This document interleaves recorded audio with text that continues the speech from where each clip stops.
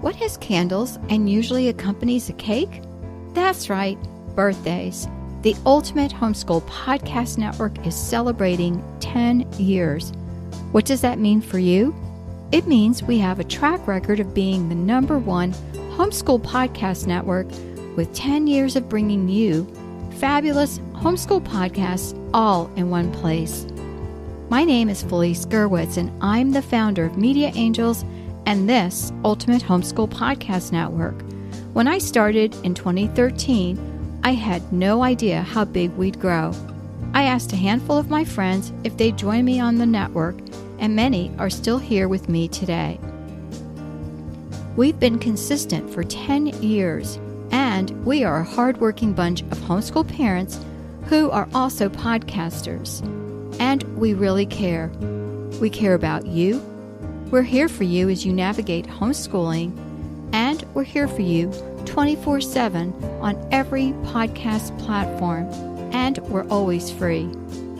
You are extremely important, and we want you to enjoy this birthday celebration. For our 10th year, we're giving away some fabulous prizes. The best way to stay current with all the information we provide is to subscribe. How do you do that? Glad you asked. The Ultimate Homeschool Podcast Network.com is where you go and look for the subscribe box. You will receive up-to-date information coming to your inbox once a week, and you'll never miss another freebie again. Thanks so much for listening to my podcast, Vintage Homeschool Moms, and the other podcasts from extraordinary, hand-picked homeschool podcasters just like the one you're going to listen to right now.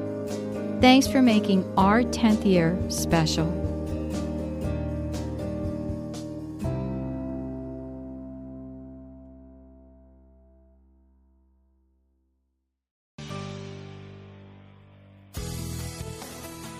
This is a production of the Ultimate Homeschool Radio Network. Welcome to the Vintage Homeschool Mom Show. Your host, Felice Gerwitz, is an author, a publisher, and your radio show host. She will encourage, educate, and inspire you with answers to your most pressing questions from homeschool, marriage, parenting, and much more. Felice loves to equip moms to live a Christian life because every moment counts. Be sure to visit her website at MediaAngels.com. And here's your host, Felice Gerwitz. What time is it? It is time for fall baking with the kids. Hey everyone, and welcome. My name is Felice Gerwitz. This is episode 479, and you can find today's show notes at vintagehomeschoolmoms.com. You know, I love to bake, and there is nothing better than celebrating fall baking with the kids and just thinking about that warm, spicy scent of pumpkin, ginger, and more brings back so many memories that I have of baking with my children. And before I get started with some helpful tips that I think you can use, I want to thank our sponsor, and that is CTC Math. If you know of anyone who is struggling with math, this is the program for you. It is totally online, and I'm not a big online curriculum person, but I have checked out this curriculum, and I really, really like it. So you can go to ctcmath.com to check them out for more information, and they have a wonderful discount for homeschoolers. All right, friends, we are talking about baking, and as I get older, I keep perfecting recipes, and as my sons and my daughter will say, if it's not broken, don't fix it. But I do like to tweak some things, and for me, there is nothing better than the smell of cinnamon. Fall is the best time to get your hands dirty and bake up some goodies with the kids. Well, one of the reasons is because it's cooler outside. And so people don't mind heating up their home. But no matter your dietary restrictions, there are plenty of recipes online for all kinds of diets. And baking encourages children to get involved, and even children who are typically unenthusiastic when it comes to hands-on activities, such as crafts or doing even a science project, are typically excited when it comes to baking. And I think because they get something out of the result. I believe baking also instills many good life skills such as cooperation and patience, because nothing is fast when it comes to making something, especially if you are not using a box mix. And when I talk about fall baking, I'm suggesting homemade recipes. You know, my kids grew up with a lot of home-baked things. It's just how I grew up, and that's how my kids grew up. And so on occasion, we would go somewhere and they'd have something like an Oreo or a Chips Ahoy, and they would go, "Mom, taste this. It's really good." And I would just like, oh my gosh, roll my eyes at them, but, for them, that was a treat because it wasn't something that was home baked. But then as they got older and they became more discerning, for example, I use a higher quality chocolate chip.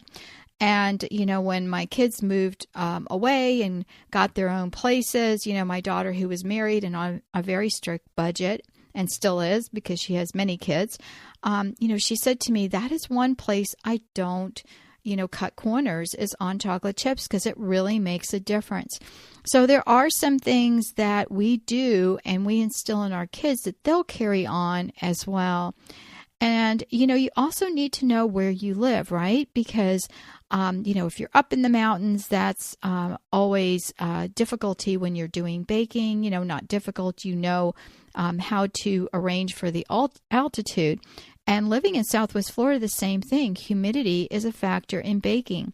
Things go stale quickly if they're not stored in a cool place. If you live in a colder climate, and less humid, you're not going to have an issue, so that's great. I use a lot of coconut oil in my baking. I use non-flavored coconut oil that's expeller pressed, and I feel like it's a healthier fat. And so when I use it in the summer, it's liquid, so I have to adjust for my recipes. And when I use it in the winter, it's solid. And so again, I have to adjust. And the kids grew up doing that as well and learning that that's one of the great things about baking is that we have to be aware and adjust for the weather. Safety is also important when baking. I remember when I started homeschooling, one of the things I did was teach a science class. And there was a whole chapter on safety. And I thought, this is really smart. Whoever put this book together did a really good job because they talked about all the dangers of things that could happen when you're, doing science experiments.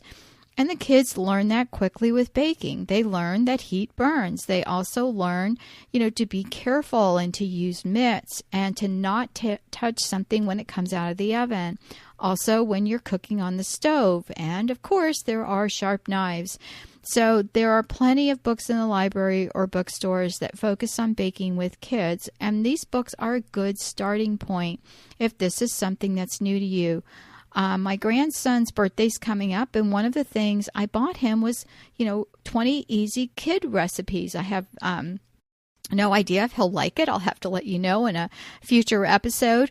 But each of the kids in my daughter's home that are old enough take a turn making dinner. And for sure, that night, they're going to like what they're serving, right? And I think that's such a great life skill. I didn't do that when they were younger, but they all got to help if they wanted to. And I also had a lot more energy when I was younger and more patience, and maybe that's where you are. But I remember having poster boards with our most popular recipes, and I would write out the ingredients, and I would use it with the kids to teach reading. I also taught the kids math and fractions while baking. And as homeschool parents, we can use anything and everything at our disposal to teach our kids. For example, I would teach them 4 tablespoons equal 1/4 of a cup. And so, that's something that is really cool. And you can teach the kids that. And then you can say, well, what if I only have 2 tablespoons? And they would know that that's 1/8 of a cup. So when they finally got to fractions in their math books, they had an understanding because they baked. Just off the top of my head, the 5, skills that baking teaches are, measuring with precision, fractions, reading, science, because there's chemical reactions, and safety practices. And again, those are just off the top of my head. I think my favorite memory of baking is that it teaches life skills. We've baked everything from loaf bread to French breads to complex rolls. We ground wheat for a while. In fact, I still have bins of wheat that has not been ground. And we've made everything from cookies to candy to homemade pizzas to all kinds of things that we have baked. During the fall, as many of you, cinnamon and ginger come into play. And it is the time of the year that I begin making cookie dough, which freezes really well ahead of the holidays. We get so busy, and for me, gift giving, especially with baked goods, is something that I enjoy, as well as when I have people over, I like to offer them some home-baked goodies. And so if I have dough in the freezer, I can take it out, set it in the fridge, and when I'm ready, I can just scoop out that dough and bake it. This can easily be thawed, in small or large batches. And, for a quick guide for fall baking, I'm going to go through some questions that I would like you to ask yourself because, if you were sitting right here, we could talk about it and I could help you plan this out. But I just wanted to give you some things to think about. The first is, what is it you want to make? Tried and true recipes, or is it something new, such as a gingerbread house or a gingerbread men? One year I made a gingerbread train. I will never do that again. I have made homemade gingerbread houses, several. And, those work fairly well. It's really the trick is in not getting the dough too thick and in having like super glue frosting. The second is, what do you have time to bake? You need to schedule this just like you're doing school, and especially for the younger grades. You can schedule this. If you have middle schoolers, this can count as home ec, and that's a credit. So what are your goals? What do you want to do with baking? Do you just want to cook and teach the kids life skills? Or, do you want to incorporate some kind of school activities or just have fun making memories? The fourth thing is, make a list of recipes you want to tackle. I know when I do this, I have to X out about 5 things because I get carried away. And then you can buy ingredients or use what you have on hand. There are some things that I keep in bulk, and now that I have a smaller family instead of my big, large family, I store them in, covered bins with lids, and I put them each in bags because, again, Southwest Florida here, bugs get into things. So that is something that is important if you're buying things in bulk, to store them so that you won't have them ruined when you go to use them, and make sure to rotate your stock as well. And then go over the rules with the children before you get started so that we all have the same expectations. Kids want to dive in and do everything. You're going to have the younger ones who want to be in charge and just, push everyone else out of the way. But we need to tell them that we are going to be patient and we're going to share and everyone's going to get a turn. Kids also love to touch everything, and that can be dangerous when baking. So what are your rules? Because I did have rules when it came to baking. The first was washing your hands before you begin. The second was not to taste anything without permission. The third was safety. Heat burns and whirling blades of a mixer should be avoided. So when I had them pour things into the mixer, I would actually stop the mixer and move the blades away so that they could do it unencumbered. The fourth was to wait for instructions. Oh my gosh, this taught patience. If I'm trying to teach patience, it's very difficult. And but when you were baking and they had to wait, they were so good. Again, I went through these rules before we got started. Sometimes I had to ask the children and they would memorize them because we had gone over them so many times. The fifth was to share or divide jobs. So one person measures this batch and then the other one pours. And so that was really good. And the sixth was to take turns so that everyone will get one. The seventh, again, was patience. And that was baking is fun, but it takes time. And the eighth was to work together and to be encouraging to each other. And the ninth was cleanup is for everyone. So being careful cuts down on the mess.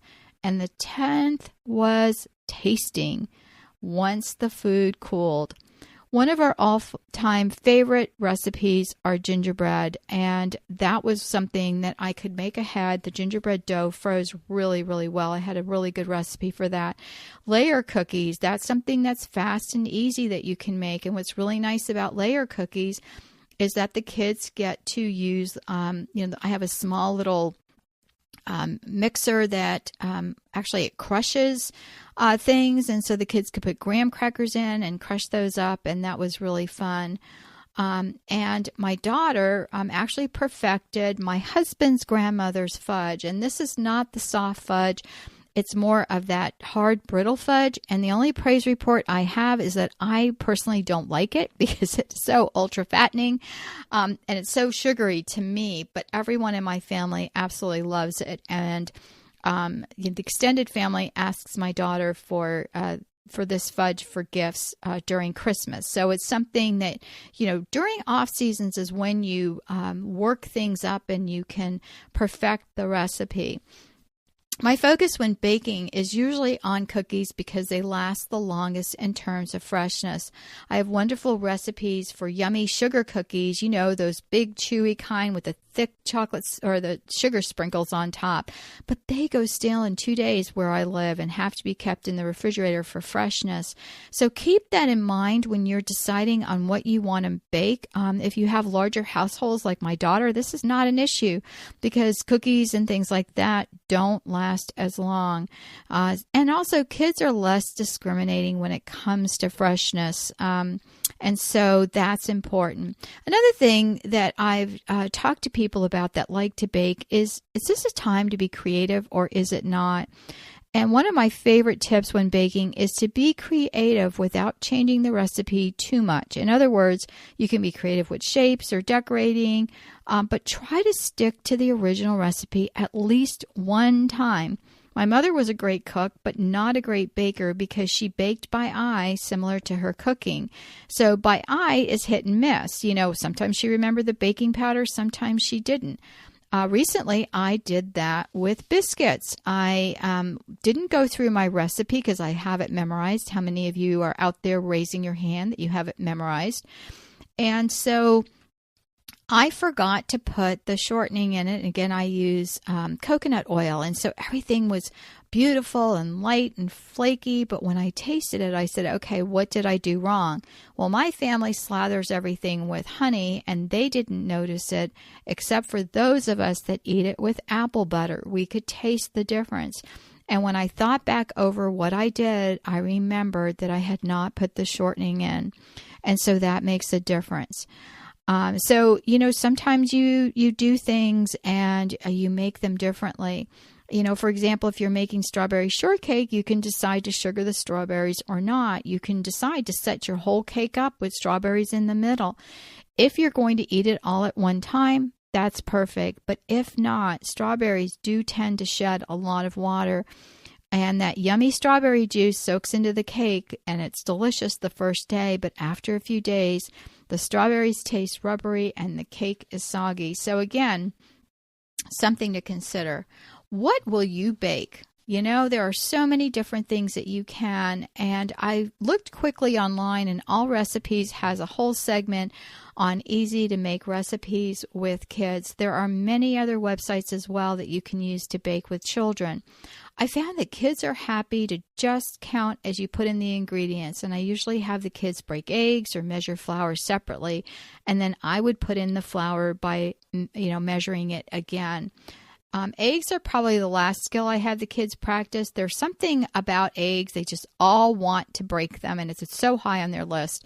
So what I would do is give them a bowl and let them break one egg at a time. Then we could fish out the shells and go from there. So that was important. And so, I've noticed too that especially if you buy like organic eggs or you have fresh eggs, the shells seem to be brittle.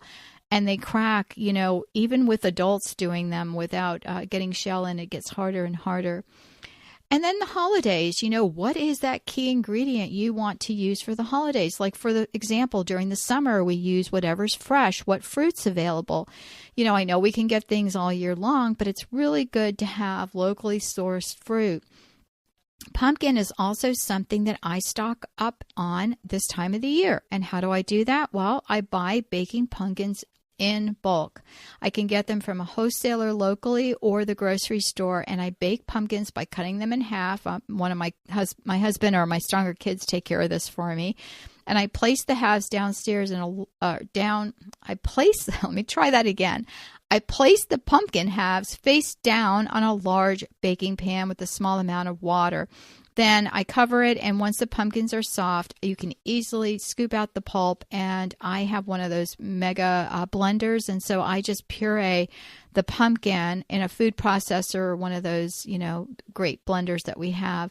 And then I store the pumpkin in 1 cup measures so that when I want to bake something out, some of them are in 2 cups, like that's what I need for pumpkin bread, and I can just pull out a bag from the freezer, allow it to defrost before using. And I like that so much better than canned pumpkin, which to me has a funny flavor. Another thing that you can make with kids that's really easy are the fruit breads. The best thing is you don't even need a mixer, and the kids will enjoy stirring, which they like to do most of the time. And so I made pumpkin bread or banana bread or apple bread. I've had zucchini and lemon bread. I love lemon bread, but no one likes it except for me, so I tend not to make it often. And zucchini bread is kind of I like it, but kids are not, some kids don't like it as well. And they're great for breakfast. Best of all, the kids enjoy it because they're making it. I also found these small coated loaf pans online that you can use for baking. They kind of come, quite a few in a package, but I love them because I used them for so many years when I sent my kids care packages when they lived in college out of state. And then I also found these really awesome, really large cupcake liners, and they're kind of fluted so that the cupcakes don't, spill out. And I use them when I bake muffins. And again, that is something that the kids love to make. And I have a wonderful muffin recipe. I'm going to put a note to myself, so hopefully I will put that on the website. And if you're listening, you can go to this episode, and if I have not put the muffin recipe mix on the website, remind me to, and I will. This is episode 479, Celebrating Fall Baking with the Kids. This recipe, I think, makes like 2 or 3 batches of muffins, but I love it because you can take out, 2 3/4 of a cup of the mix, add an egg, add some milk, a stick of butter, and then, or you can use shortening and bake them. And then from that mix, I can make chocolate chip muffins, or I can add a little bit of chocolate to it and make chocolate chip muffins, or I add some apple butter and cut up apples and make, the most delicious apple muffins. I'm making myself hungry as I'm recording this. It's kind of close to dinner time. So I am going to sign off because I'm making me hungry, and I hope I'm not making you hungry as well. But listen, friends, take care. God bless, and I hope you have enjoyed this episode of Vintage Homeschool Moms. Take care. Bye-bye. Thanks for tuning in to the Vintage Homeschool Mom Show. Visit Felice at MediaAngels.com and TheVintageHomeschoolMoms.com. Vintage Homeschool Moms is a production of the Ultimate Homeschool Radio Network.